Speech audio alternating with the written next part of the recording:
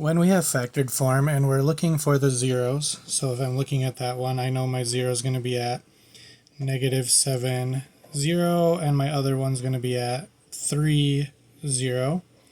And if you don't know how to get that, you should go back and watch the other video. Alright, so we have -7, 0, and 3, 0. These are our two zeros of our function.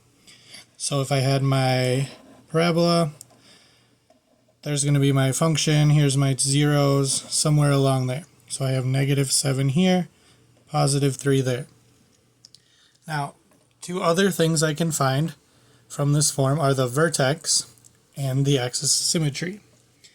Now, the axis of symmetry is faster to find because it goes through the vertex.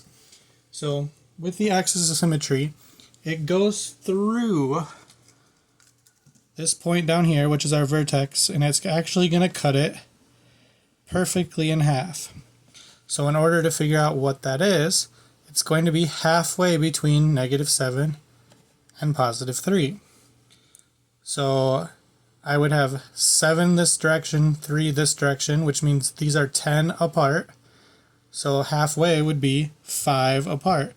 So I had to go 5 that way, 5 that way, which would put it at -2.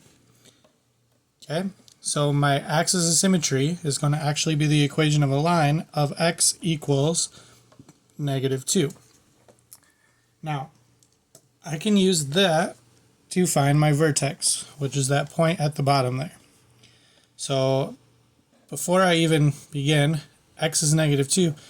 That's going to be the x coordinate of my vertex. So now I just got to find my y coordinate.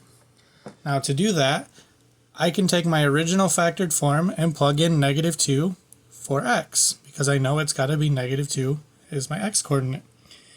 So I'm going to have -2, where that was, +7 times -2 minus 3.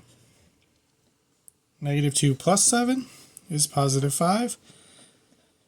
-2 minus 3 is -5.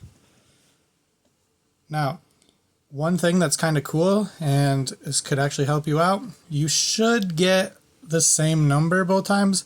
Now, one of them might be positive, one might be negative. They both might be positive, they both might be negative, but theoretically you should get the same amount in both. Now, to get the y coordinate, just multiply it out.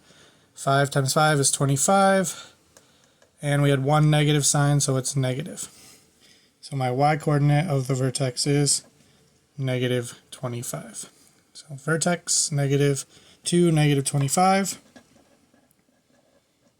And axis of symmetry is x is